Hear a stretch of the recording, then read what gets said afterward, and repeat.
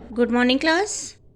हम molecular spectroscopy में rotational spectra पढ़ रहे थे, जिसमें हमने ये लेवल्स के बारे में बताया था। अपने प्रीवियस लेक्चर में मैंने इन लेवल्स के बारे में बताया है। यहाँ अगर मैं इसके बिहाफ पे इंटेंसिटी देखूं तो इंटेंसिटी पहले क्या हो रही है, इंक्रीज हो रही है। यहाँ तक इंक्रीज हुई और उसके बाद ये डिक्रीज होती है। ठीक है, इसको हम पढ़ते हैं किस में, relative intensity of rotational spectra line. ठीक है, मैंने क्या बोला, इंटेंसिटी पहले इंक्रीज हुई फिर डिक्रीज हुई। ये जो इंटेंसिटी इंक्रीज और डिक्रीज हो रही है इसको हम पढ़ेंगे relative intensity of rotational spectral line. ठीक है, यहाँ पे रिलेटिव इंटेंसिटी डिपेंड करती है पॉपुलेशन पे। पॉपुलेशन मीन्स ग्राउंड लेवल पे जितने ज़्यादा मॉलिक्यूल होंगे वो उतने ही ज़्यादा एक्साइटेड होके हायर स्टेट पे जाएंगे और उतनी ही ज़्यादा उनकी इंटेंसिटी होगी। मीन्स हम क्या लिख सकते हैं, more is population,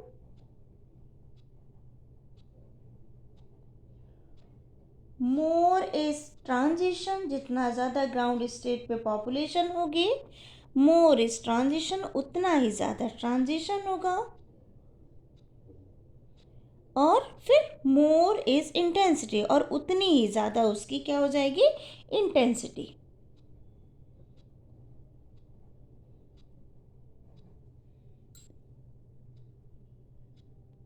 but according to Boltzmann distribution law, हमने क्या पढ़ा था, बोल्ट्जमैन डिस्ट्रीब्यूशन लॉ के अकॉर्डिंग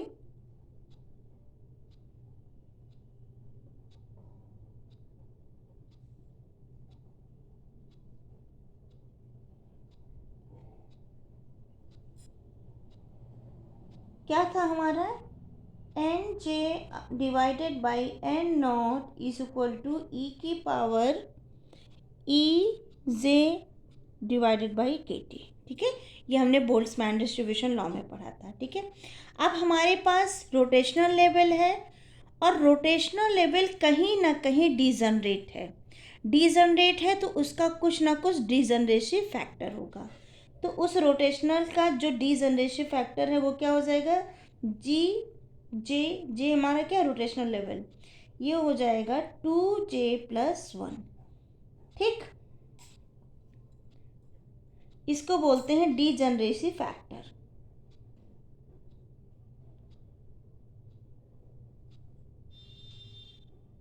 डिजनरेसिव फैक्टर।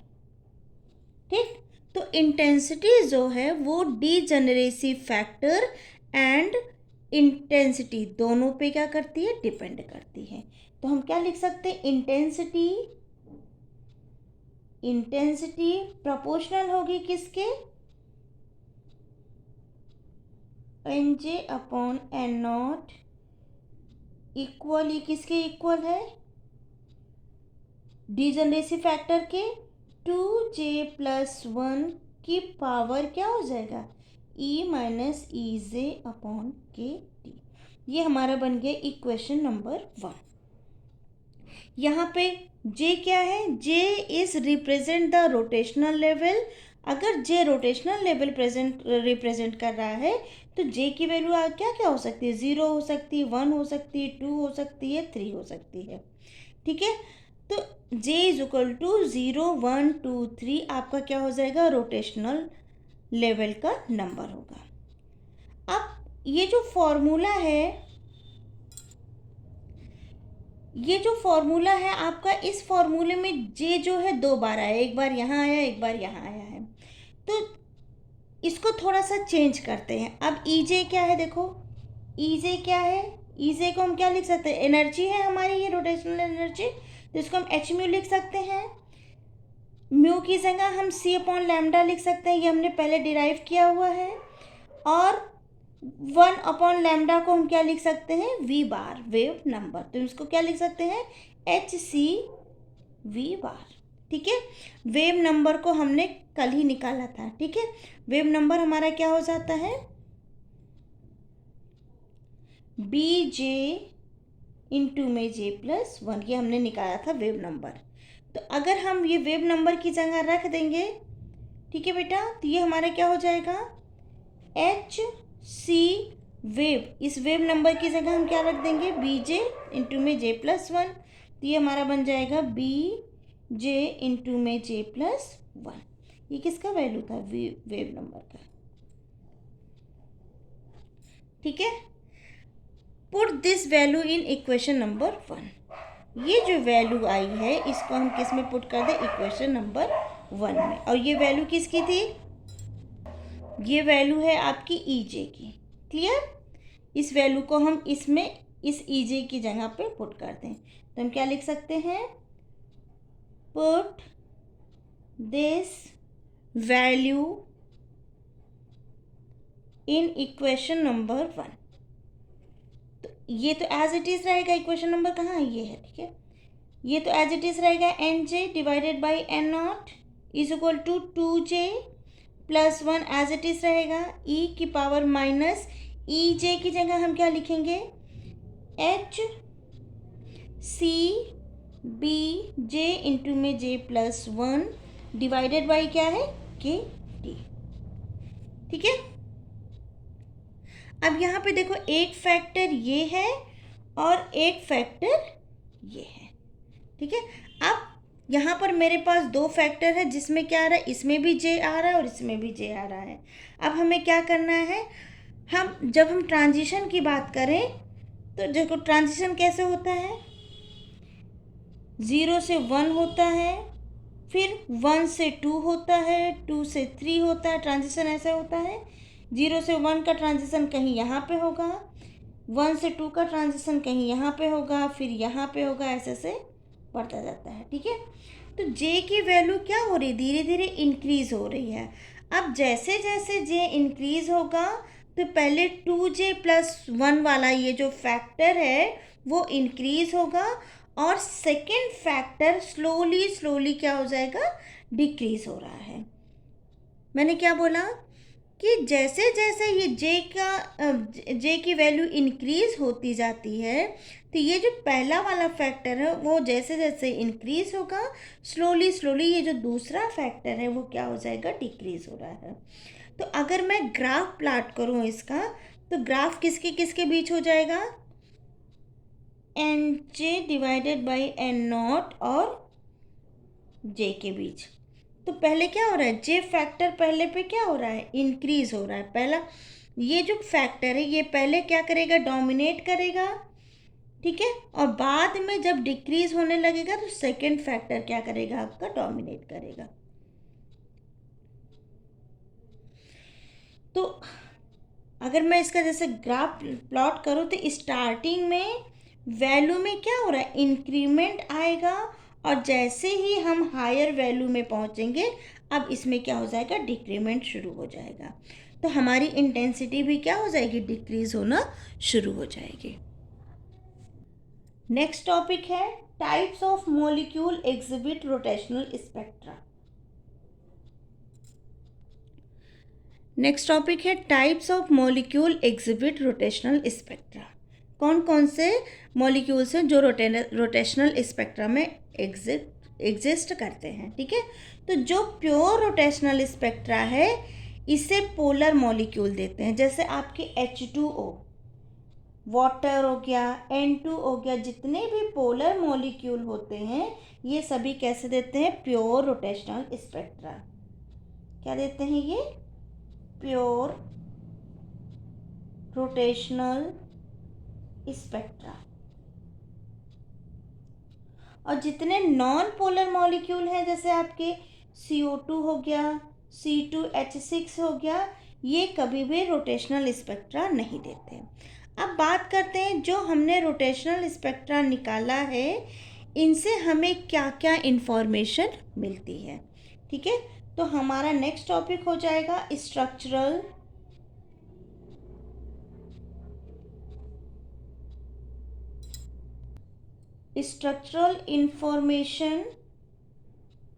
information from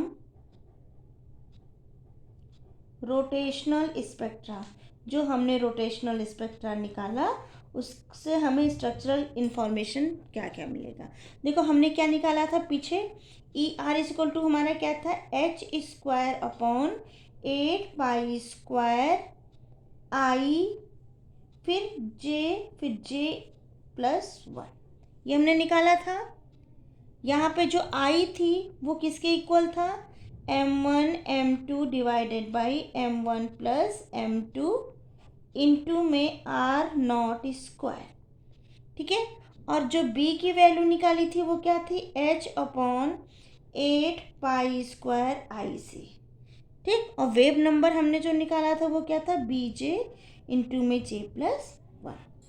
यहाँ पे ई आर क्या है, रोटेशनल एनर्जी है, एच प्लांक कांस्टेंट है, आई क्या है हमारा, मोमेंट ऑफ इनर्शिया, मतलब आई किसके इक्वल है, m1 upon m2, m1 m2 upon m1 plus m2 into में r0 स्क्वायर, ठीक।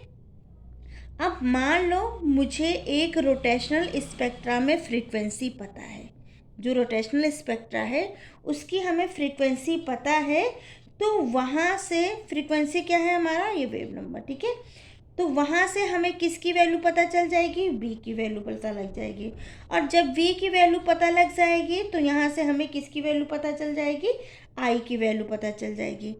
i है आपका मोमेंट ऑफ इनर्शिया, और i की वैल्यू में अगर हम यहाँ से i की वैल्यू को पुट करें तो यहाँ से मुझे, तो अगर i की वैल्यू पता चल गई और मास मुझे पता है तो मैं किसी की भी वैल्यू निकाल सकती हूँ और उसका बॉन्ड लेंथ भी क्या कर सकती हूँ, आसानी से निकाल सकती हूँ, ठीक है। मैंने क्या बोला कि अगर हमें रोटेशनल स्पेक्ट्रा में, किसी भी रोटेशनल स्पेक्ट्रा में अगर हमें किसी तरह फ्रीक्वेंसी पता चल जाए तो फ्रीक्वेंसी से हम बी की वैल्यू निकाल लेंगे। बी की वैल्यू पता चल जाएगी तो बी की वैल्यू जब हम यहाँ पुट करेंगे तो हमें आई की वैल्यू निकल आएगी, ठीक है। और एच तो हमारा प्लांक कांस्टेंट है, पाई की वैल्यू हमको पता ही है।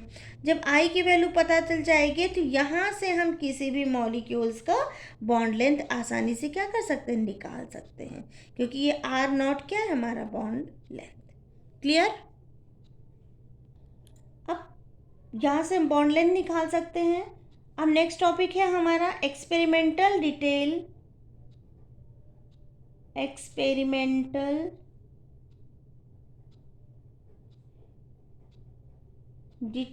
Of rotational spectroscopy.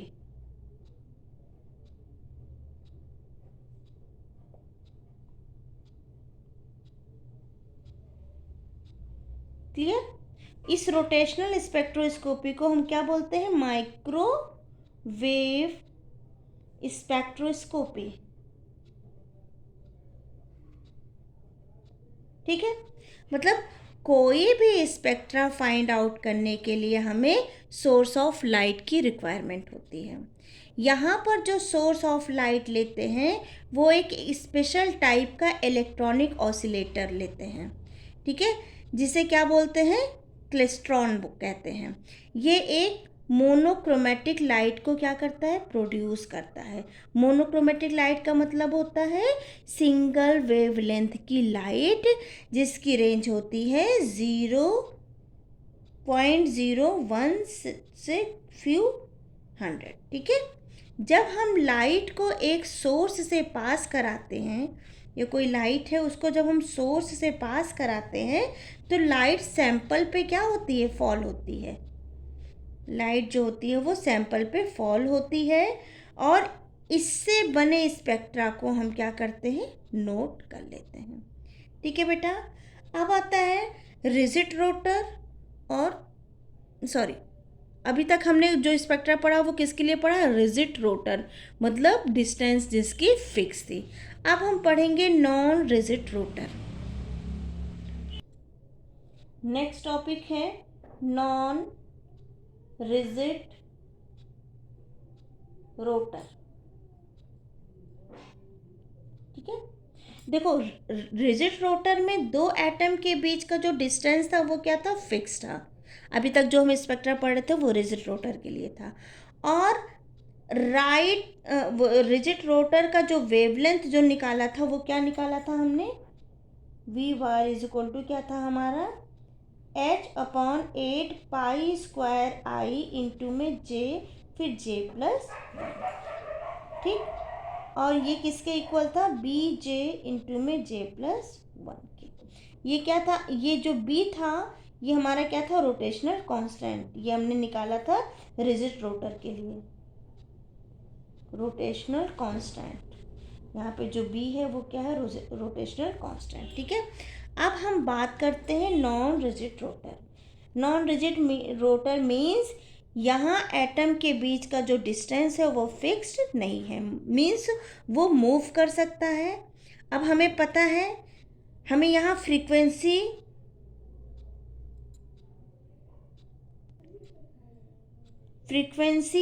रोटेशन को क्या करती? इंक्रीज करती है।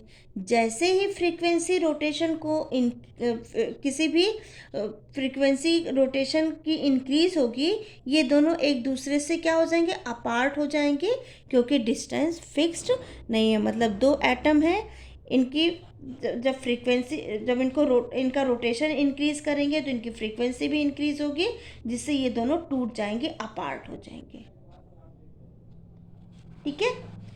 मीन्स हम क्या बोल सकते हैं? जैसे जैसे जे की वैल्यू बढ़ेगी, फ्रीक्वेंसी भी क्या हो जाएगी? हमारी इंक्रीज होगी। जब फ्रीक्वेंसी इंक्रीज होगी तो रोटेशन इंक्रीज होगा, और रोटेशन इंक्रीज होगा तो जो मॉलिक्यूल है वो अपार्ट हो जाएंगे, अपार्ट मॉलिक्यूल, ठीक है।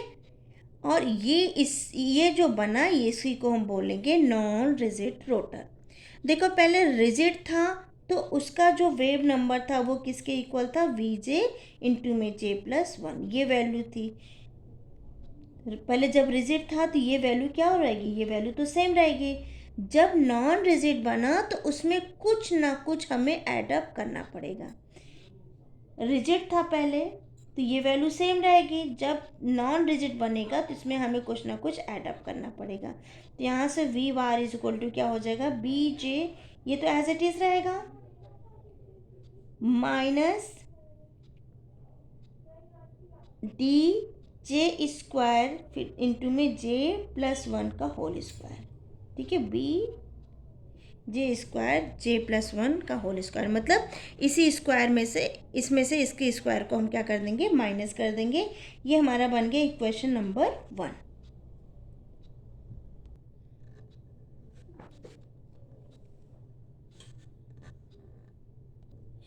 क्योंकि ये जो है नॉन रिजिड है तो उसमें कहीं ना कहीं डिस्टॉर्शन आ गया है। तो डी क्या है हमारा? Centrifugal distortion constant. ये जो हमने डी लिखा है ये बी नहीं है, ये डी है। इसको लिखेंगे हम सेंट्रीफ्यूगल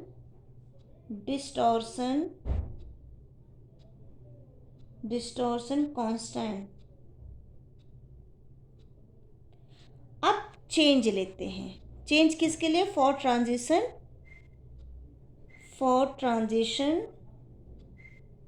और ये ट्रांजिशन कहाँ से कहाँ तक हो रहा है? J to J+1। इसका हम चेंज लेते हैं, ठीक है। देखो del v bar is equal to क्या हो जाएगा? Vj+1 एक बार लेंगे, माइनस में Vj लेंगे। क्लियर बेटा? यहाँ पे अब यूज करेंगे इक्वेशन 1।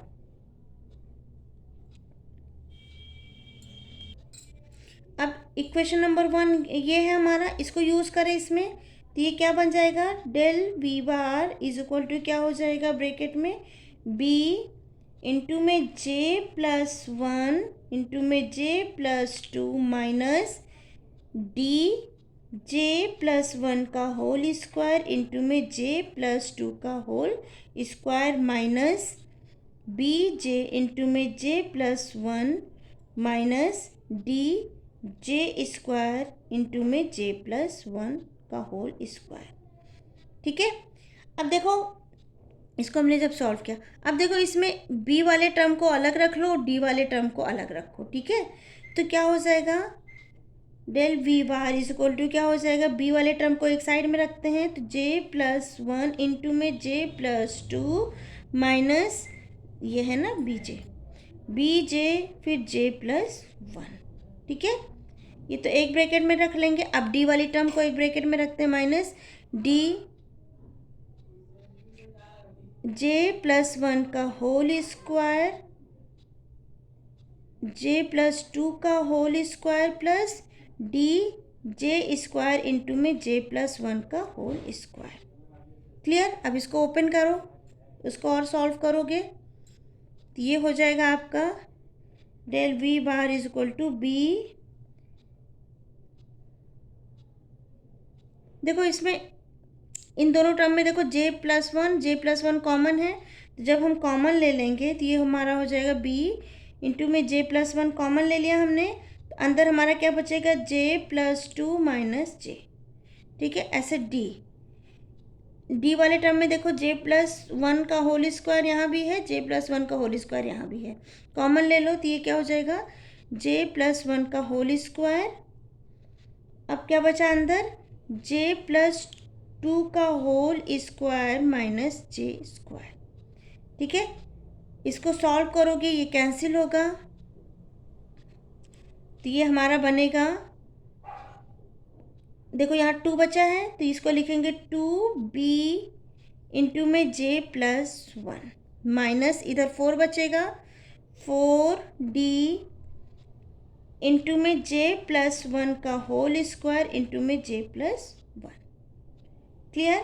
इसको और सॉल्व करेंगे तो del v bar is equal to क्या आ जाएगा 2b j plus 1 as it is रहेगा माइनस 4d, इसको सॉल्व करेंगे तो ये बनेगा जे प्लस 1 का होल क्यूब।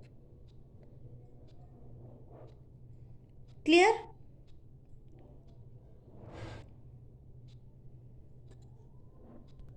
अब देखो इस पूरे में जे प्लस 1 को अगर हम कॉमन ले लें तो कॉमन लेने के बाद ये क्या बच रहा है, देखो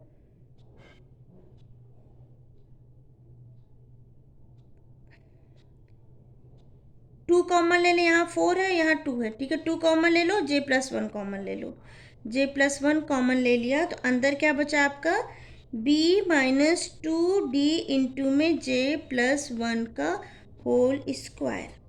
ठीक है, अब हम क्या बोल सकते हैं कि एज जे इंक्रीजेज, जैसे जैसे जे इंक्रीज होगा ये वाला जो फैक्टर है ये वाला फैक्टर डिक्रीज होगा, तो हम क्या लिख सकते हैं वी बार क्या हो जाएगा हमारा डिक्रीजेस, यानी लाइंस एक दूसरे के बहुत ज़्यादा क्लोज आती चली जाएंगी। क्लियर? तो ये था हमारा नॉन रिजिड रोटर, इसके पहले हमने रिजिड रोटर पढ़ा था। आई होप आपको ये लेक्चर समझ में आया होगा। Thank you.